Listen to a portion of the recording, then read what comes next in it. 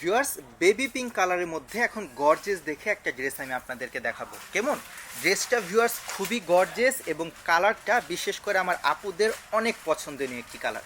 এটা হচ্ছে ভিউয়ার্স আপনার কামিজের সামনের অংশটুকু, গলার কাজটা ভিউয়ার্স আপনারা দেখতে পাচ্ছেন পুরোটাই সুন্দরভাবে হাতের কাজ করে দেওয়া আছে এবং অনেক অনেক গর্জেস। এটা হচ্ছে আপনার পিওর সিল্কের মধ্যে, পরতে অনেক আরামদায়ক হবে এবং একদমই ওয়েটলেস।